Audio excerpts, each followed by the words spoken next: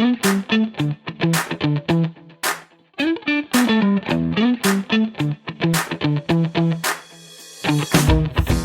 to the Lawyer Life Podcast. Each week, we discuss a topic to help ourselves, other lawyers, and law students navigate their days with a little less stress and ideally a lot more fulfillment.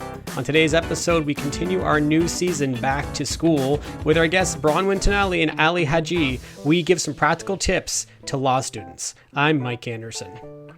And I'm Darlene Tonelli. Hi, Darlene.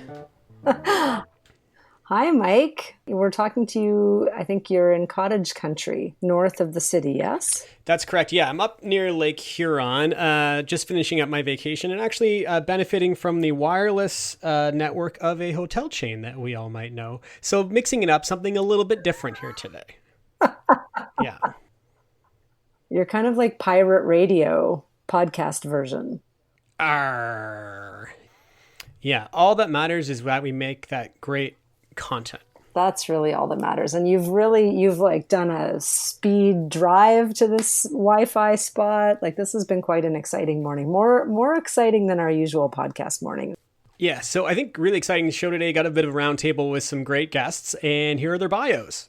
So Bronwyn Tonelli is a law student who just completed her first year at Oxford University Law School. Wow. And she's also Darlene's beloved niece. Bronwyn went to law school straight out of high school. Whoa. As a standard in the UK and some other common law jurisdictions outside North America. And Aly Háji has just completed his clerkship at the Supreme Court of Canada. And prior to that, he was top of his class at McGill Law School, where he also completed his MBA. He has an undergraduate degree in pharmacy. So you can get drugs from him. Maybe not. Anyway, he's currently working with Inter Alia, our firm, for this summer before he heads off to Cambridge to complete that LLM. So welcome, everybody. Thank you. Thank you. Welcome. So super excited to have you guys. This is our third installment of the Back to School season where we're trying to help law students not only get through law school, but to become fulfilled and to really make the most of the experience. So we're super glad to have you today. Maybe we can start with Bronwyn. You know, when you're just in first year, what were you like going in? What were your expectations? So going into law school, I knew that I liked English and I knew that I liked reading. And I also knew that I liked the analytical bits of sciences. So I didn't really pick law with any kind of career in mind or any kind of expectation in mind, other than that it seemed like the kind of degree which would take off my interest. And frankly, I was right. There's lots of reading, as you'll discover very quickly, but you still get to do a lot of problem solving, which I really found really cool. It's been really interesting for me to see someone in my own family going through this sort of 20 years later and seeing some of the similarities and some of the differences. So we'll talk about that more as we go on, but that's helpful. And Aly, because you did so well in first year, you kind of, the ante got upped. Can you tell us about that? I was somehow ranked super high, so they asked me to do a joint MBA. So I actually did 2 law degrees, so the civil and common law, and the MBA at the same time in pharmacy school before that. You know, I always wanted to do law back to like reading John Grisham books when I was like in high school, and it never really occurred to me to do it. My parents are both in medical professions, so pharmacy seemed like a good leaping off point to get into med school, which is very difficult. And I never liked kind of memorizing facts or, you know, just not being able to think critically, which I think is a lot of what the health professions are. So I kind of just pursued what I really wanted to do, and that ended up being law school. Bronwyn, you had an interesting experience because at Oxford, they actually give you a reading list. Do you want to talk about what that was like to get that reading list and maybe prep others who have to read their first case? So I got my reading list in my first week that I was there, and it was gigantic and it was very overwhelming. And I didn't know things like you can't just Google a case and have it come up on the internet, because up until that point, that's kind of how I'd learned about things when I didn't know anything about them to start with. So thankfully, some of the second years anticipated this problem, and they had a little workshop with us where they said, okay, like, this is how you use Westlaw. This is where you find articles. Here's how you use the library. Different things are found in different places, and half the battle is actually not reading the stuff, but knowing where you can find it. So if you're struggling with that in your first week, I would honestly recommend talking to someone in the year above you, because I guarantee they've experienced the same thing. Did the upper years tell you, did they do this on their own volition, by the way, or was this an organized thing through the school? No, they just said, "Oh, we remember this. Here, we'll show you." The library does organize a session. It's not like they leave you completely in the dark. But it was nice to have a smaller session with just kind of 4 or 5 people where you didn't feel like you couldn't ask certain questions, and it was just really nice. So I'm glad that they did that. Wow. Well, and when you first read that case, I mean, what would you like to tell law students who just pick up a case now and try to read it? Are there any things that would have helped you if you had known that? Yeah, so there's a couple things. A lot of them are really quite basic. So if you already know it, good for you, but I did not when I started. For example, the facts of the case and the point of law are completely separate. You can read a case and it's, think of it like a story about what actually happened in the case. But going forward, that facts tend to be, on average, less important than the point of law. And if you're struggling to distinguish these at the beginning, I would strongly recommend reading the headnote carefully, which is the little bit at the top, which gives you a summary of the case, but then also talks about the point of law. The next thing I would say is use your textbook. If you're struggling to understand what a case means, either the facts or the point of law, often a textbook will have an index of cases with page numbers next to it. So what I would do is go through my reading list and use this index and write down the page numbers next to every case. So if when I got to the case, I didn't understand the broader significance or just wanted some more information or a summary, I'd go to that page in the textbook and it would give me a kind of summary and I could understand it easier. My third tip would be, don't be afraid to use online summaries, but if you do, use more than one, because often they can be a little bit too simplistic or say slightly different things. So don't be afraid to do that, especially at the beginning, to just understand the facts of the case. But if you do that, I would say don't have that be the only resource you use.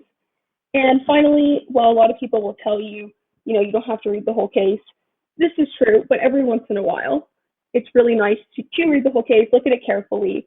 It gives you a real appreciation for how the common law is developed. And if you're interested in that particular area of law, it can be actually really, really fun. Well, 2 points. Mike will have his own comments on that. But the textbook, did you find the textbook at the beginning of the year or later in the year? So I had the textbooks in the beginning of the year, but I didn't realize about these indexes until the end of the year. It's so funny. The second one, I'll talk about textbooks in a sec, but the funny thing about when you say use more than one online summary, when I went to law school, which you will both laugh at, there weren't summaries online. Like that wasn't really a thing at all. And it was really all about finding the person who in the upper year had, and a summary, or some people in Canada call them cans, and maybe there are other terms that people use in different countries. But the idea is it's sort of a course outline that is prepared by students and usually from upper years to show you what you need to know for the exam. And when I went through, there was a real, focus on who's going to get the best summaries. And there was like the guy who had the best summary, and you had to go to that person and like try to find a way for them to give you the summary. It was really quite a different scenario. Was that how it was for you, Mike, or had things improved by your... I'm starting to think I just didn't do law school right or something. I mean, I read everything. And I made my own summaries. Wow. I didn't really rely on other people's work at all. Like the internet was a thing, but I never looked up a summary online. Like it was just me insular to Mike and my work. And I think there's a bit of a flaw to that looking back. Like certainly overworking is one of those flaws, but I wasn't working smart. And I think I could have benefited from other people's perspectives. I mean, I remember my first property law class, I was called upon to summarize the case, and I did that in my own way, and I think it went fine. But if I did look to other resources, if I did look online, if I spoke to more people about what was going on, I think I could have benefited from their perspectives. So that's, I think there's a lot to learn from my just trying to figure it all out and maybe overworking. But speaking of which, so we could learn a lot from Ali because he's been behind the curtain, so to speak, on judgments, having just left the Supreme Court as a clerk. So Ali, what would you recommend to first years on how to understand the point of a judgment, how to study, that sort of thing? So without revealing anything about how judgments are written, or how, yeah, what the judgment process is, because I'm not supposed to say anything about that, and it's strictly confidential. I would say don't read cases at all, ever. Like, just don't do it. It's such a waste of. I can't believe you read cases through law school. You know what the funny thing is? I was number one in McGill Law, number one in McGill MBA. I never read a single case throughout all of law school. Wow. When you say you never read a case, you mean you never read them all the way through, or you never read No, any? I never read cases. Period. Like I actually like from first year contracts was my first law school exam. And I spent a lot of time studying for first year contracts at the expense of every other class because everyone said that first year contracts was the hardest class possible. So I spent a lot of time studying for first year contracts and then forgot to study for first year torts and first year obligations and first year, I forgot to study for these classes. So at the after my contracts exam, which I aced by the way, I was like, crap, I haven't studied for these courses. So I started reading Halsbury's and these kind of indexes and textbooks and whatever, just to like do it really quickly. And I realized that wow, this is a really efficient way of studying. So from the point that I read that last contract case, until I got to the Supreme Court and read the first piece of case law that I had to read, I don't think I touched a single case on Westlaw. Wow. So this is a very interesting mix of people because I mean, Bronwyn is much more academically diligent, but I'm like in the middle between Bronwyn and Mike and Ali. And I think that what I observed actually, Ali, is very similar to what you're saying. And why I asked about the textbook is I just remember finding the textbook. At U of T, we were not taught with the textbooks. We were not taught they existed, never mentioned. And one day I was in the library and I found the tort law textbook and I was like, oh my God, why don't they tell you like this is how it works and then learn the cases? Why don't they teach you the architecture and then plug in the cases? But, depending on different law schools that people who are listening might be attending, there can be a different structure. But if you go to a case law based structure, certainly the Ah, idea, you don't agree? no, I just realized it's because I came from a textbook law school where I read the portions of the cases signs, but not like every single word of every single case. Oh, gotcha. Okay, well, I'm Yeah, we glad didn't you have textbooks. clarified because I'm like, what? How did you ever leave your Yeah. Yeah. house?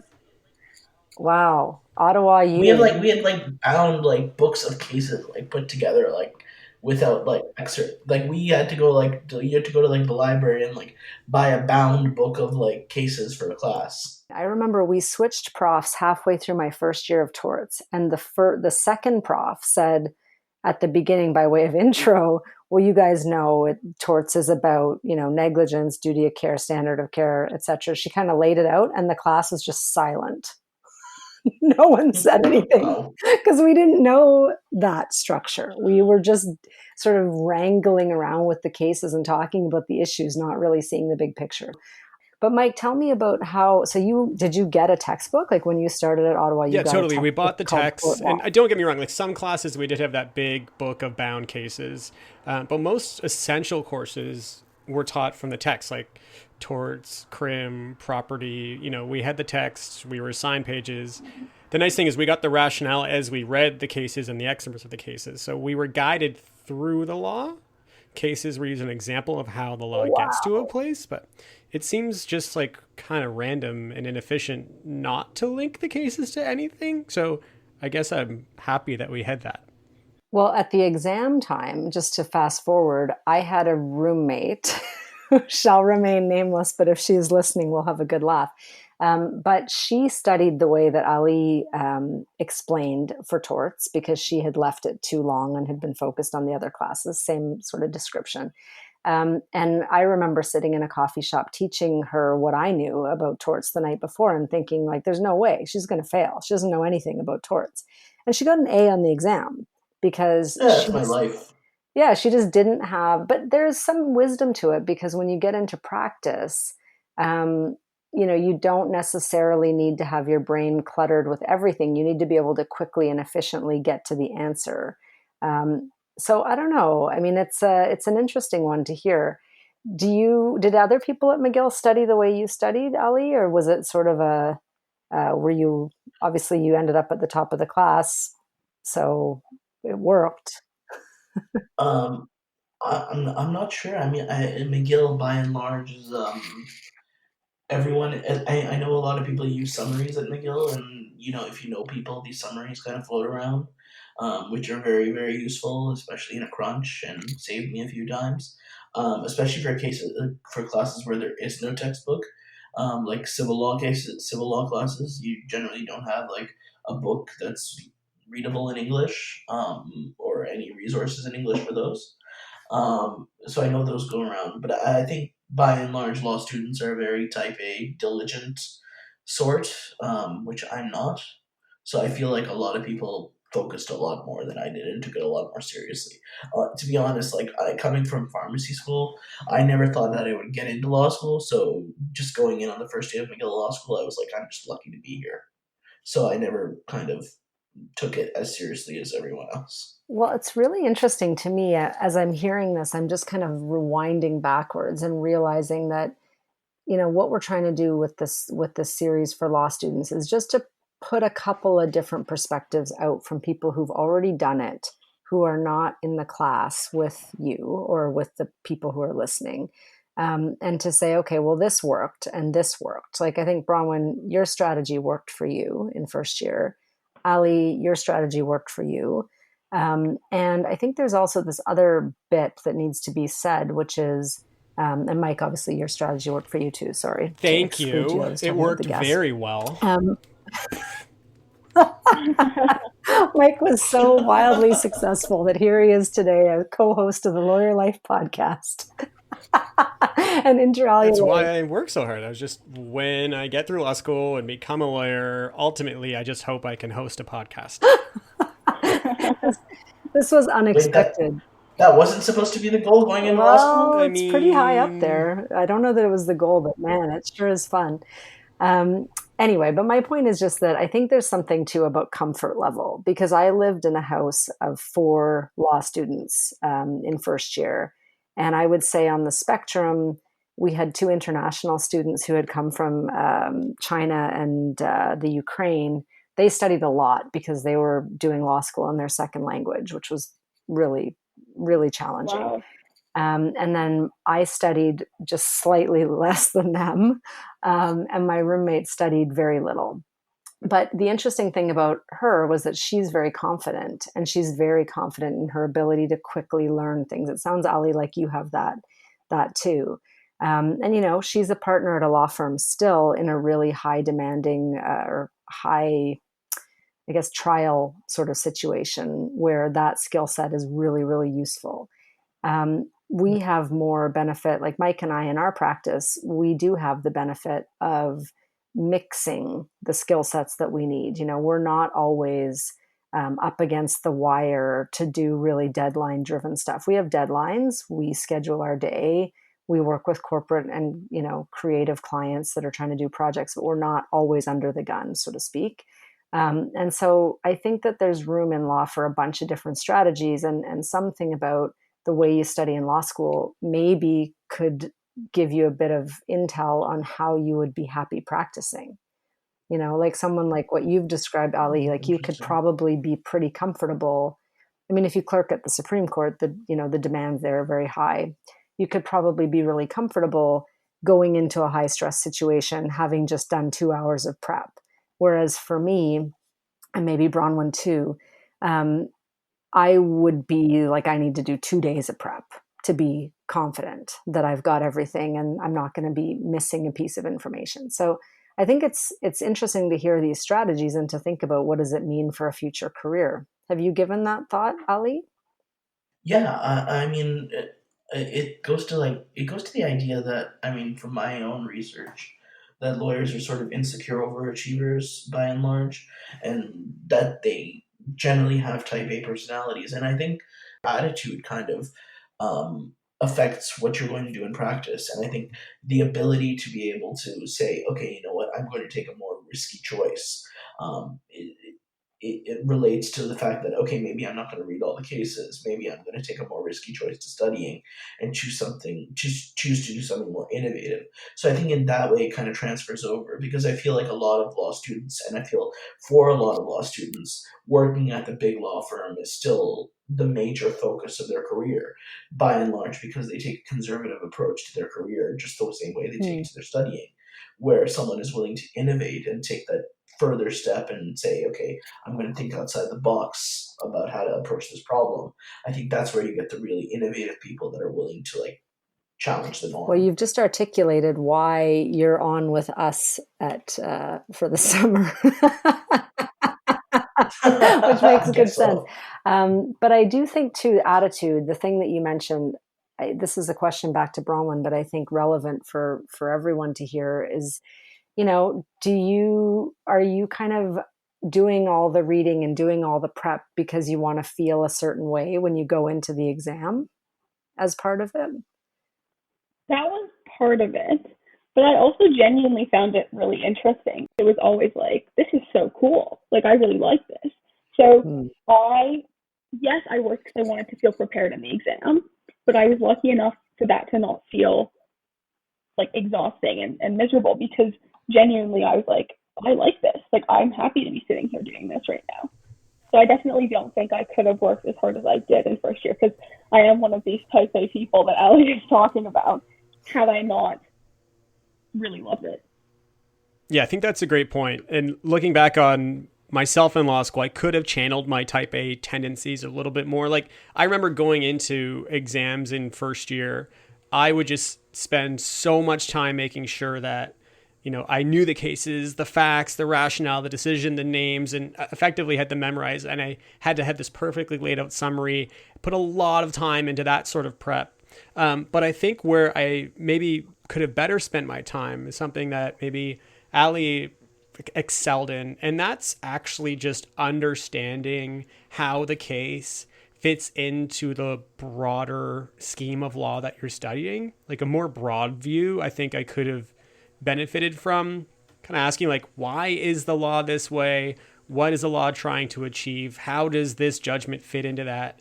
And that would have been probably a better use of time than understanding every nuance in every case or every fact from like case X or something. It's like seeing the forest from the trees. I know it's corny. Sorry. It's just, I think that my expectation was I needed to go in to have myself at ease. I needed to feel like I was perfect and did everything I possibly could to be ready. But really just knowing what the law is trying to achieve would have been sufficient, I think. So, you know, Aly, is that fair to say you're a person who obviously did quite well and you seem to have taken that more broad approach? Yeah, I mean, I think it also comes down to the fact that, you know, the law is a society, and goes really deep, and I'm sorry to do this on this podcast. And this is the only podcast you could do this on, or one of them. Yeah, we're super deep. We're so deep. Just go there. It's fine. I mean, the law is a societal construct that we all subscribe to, right? And so by virtue of it being that, it conforms to societal values of what we think is right and wrong. So basically the law is common sense. So if you're approaching a contract question or a tort question and you end up with a result that's not congruous with what you think it should be, then maybe you're doing something wrong. So in that sense, what I like to do when I was writing law exams is kind of say, okay, person A hurts person B negligently. Clearly, person A is negligent and should be liable. Now, here are the cases that help me support this. Not necessarily case A says this, case B says this, case C says this, and therefore the person should be liable or coming to a result. The law needs to make sense. The law needs to be coherent, and the law needs to kind of subscribe to these social values that we all have and kind of the social contract that we subscribe to. And by virtue of that, you know what the result is going to be for any given torts contract. Every basic case, you should know the result going in. The cases are just there to kind of help you get to that result once you know it.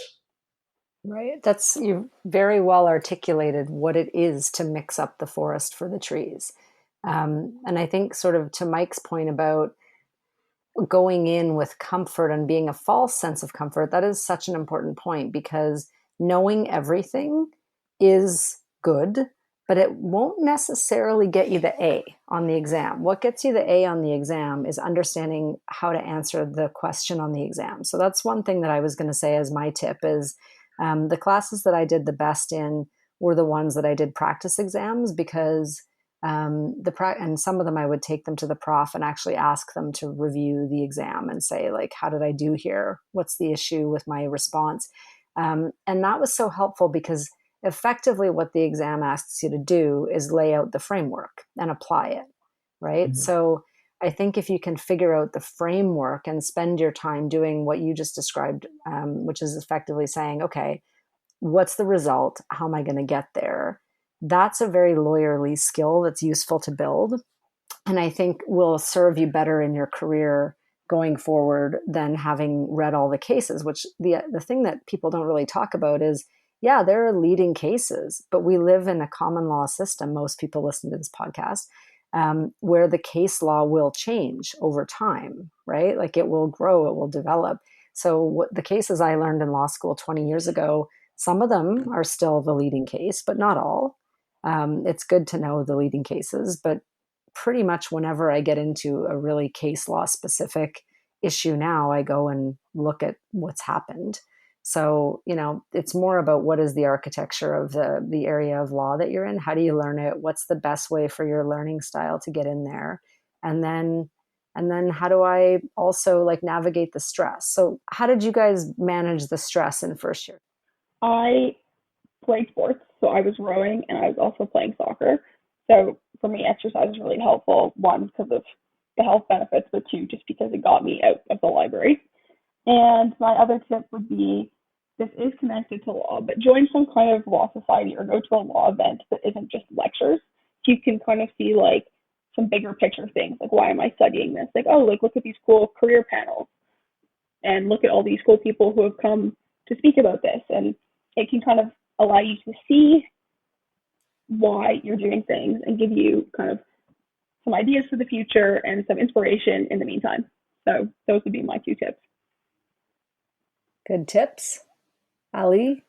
I think Bronwyn touches on an important point that if you keep yourself busy and distracted, then you don't really stress. But I mean, the advice that I would give to Yeah, new lawyers is try to remember why you're there and what you're doing there. And I think that really helps put things into perspective as opposed to just stressing out about how a single exam is going to go. Mike, what was your stress relief tip? I mean, my tip now is to learn from my mistakes, I think. I wasn't really, I was learning as I was going in law school for sure, because I overworked, I think, as we've covered, like, in the law school sense and preparing for exams. And so we've talked about that, but I also overworked literally. I was reporting for MTV News on political stuff during all of first year. First year exams in between, I went home and recorded an election special as that was going on. And then I was offered 2 jobs in the summer, and I took them both with their consent. So I was working 14-hour days, some MTV News stuff. 2 jobs, I took them into the second year as I was studying in second year. And eventually I just was exhausted and run down. So busyness actually was a problem for me. And I kind of invited stress into my life as I was running around with my head cut off. So I would say, there will be opportunities. You need to learn to say no and prioritize. And that's something that's important even when you're practicing to keep in mind. And focus on yourself and keep stressful situations at bay so you can be yourself, your best self at law school, I would say. I think it's a pressure cooker, and so much of it is just like being true to, again, why you're there, and trying to do the things that you've done that have made you successful so far, right? Can I add one thing to mine? Yeah, go. The people that sit at the front of the class and like that talk the most and that you seem the most like that seem the most intelligent usually aren't and are just like saying those things and it seems really intimidating and it seems like you're falling behind. But in reality, those people don't always do the best is probably the best advice I could give. And also, don't let looking at what other people is doing stress you out either. That was something I realized after about a month, which is that I talked to the two people who had done the best in my college, and they gave me extremely conflicting advice. I remember thinking, oh no, like, which one am I going to pick? And then I had this realization of like, but they both did well. And that's the thing. You can look around you and see people working completely different to you who are going to do just as well as you. And I think don't look at people and think, I'm not doing that. I must be doing it wrong. Because the reality is, as the podcast has shown, there's so many different ways of doing it, and none of them is necessarily the wrong way to do it. Exactly. And when I look back, just this conversation is bringing up a lot of memories. But, when I look at the people who were what I would call the kind of hard driving, very confident, very smart, doing well, interviewing in New York, like some of them did end up in New York at big firms, a lot of them actually. And some of them are still there and some of them aren't. But, that isn't the career for me. That's not what I want to do. So if I'm comparing against people who are sort of getting what is defined by common, discussion at law school as like the best job, it's not the best job if it's not designed for how you are built, or if that's an environment that you would be miserable in. So I think a little bit of perspective on that stuff is good too. And just taking the time while you're there to figure out, you've got 3 years. What is it that you want to do, and recognizing that you don't have to have all the answers, because you can be iterative and you can grow and go on different paths. And as you get older, as Mike and I talk about on this podcast quite a bit, but I think there's a myth at law school that there are answers and some of the law students have them and some don't. Like, that's just not true. I think there's a really individualized path that each of us can kind of find in law school, and the key is to kind of keep yourself sane and take advantage of some of the things. We're going to talk in the next episode about some of the resources that are now available for people who are going through stress and having trouble dealing with the way that law school is. And I'm really excited about that, because that did not exist and was not even discussed when I went through at all. So that's going to be a really interesting bit, I think. Great summary, Darlene. Wow, that's your job, the summary. But I'm learning from you. We cross mentor each other on this podcast, so I am getting better at summaries, I think. And all of our listeners are going to get better at their school summaries too. Okay, with that, we're going to take a break, and when we get back, we're going to do our goods and gripes.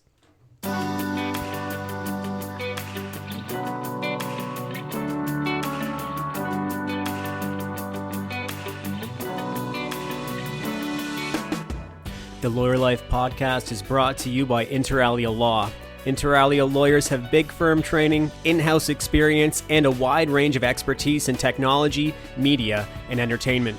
Our advice is business-focused, speedy, and practical. To learn more, visit interalialaw.com. That's INTERALIA-law.com.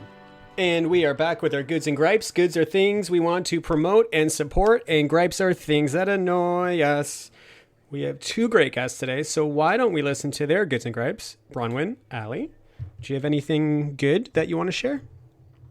Mine is actually just a piece of technology I found useful in law school, coming back to our theme, and that was flashcard apps that are online. I never thought I would use those, because I was like, well, I could just make real flashcards, so why would I make online flashcards? But they're actually super useful, because you can just have them on your phone when you don't feel like doing the kind of studying that's super intensive. You just kind of flick through them. I recommend Quizlet or Anki. So there you go. That's my good flashcard apps. Who would have thought? Quizlet and Anki. Okay, you'll give maybe the links, and Mike can put them in our show notes for people. That'd be really helpful. Yeah, for sure. I'm going to say Whole Foods Cafe. Because they have awesome. They have I was there yesterday because now because I'm working for Inter Alia, I get to work from home and I get to walk around in sweatpants all day. And I walked in and they don't mind me being there in my sweatpants. And they have awesome coffee and really, man, I should be getting paid for this. They have awesome coffee and great pastries. So go to Whole Foods Cafe. And Whole Foods, if you're listening, I am willing to be an ambassador. Did you ask them expressly about the sweatpants, or You No, just you can assume they're tell, okay with Mike. You them? can tell. Oh, okay. Starbucks is not cool with that.